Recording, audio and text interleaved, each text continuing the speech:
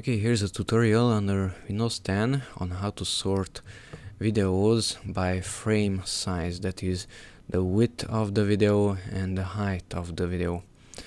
So open the folder with File Explorer, go to the View tab and set it to Details. Okay, and up here we have some tabs, let's say Type and Size and so on, but we don't have the frame width and frame height. You can see those even here if you right click a video and go to Properties and Details.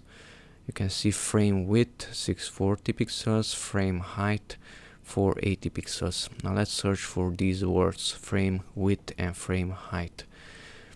So right click any of these tabs and go to More and search for frame, that is type in F and R.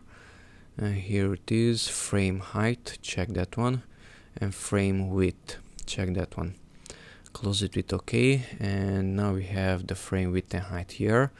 Let's set that one first.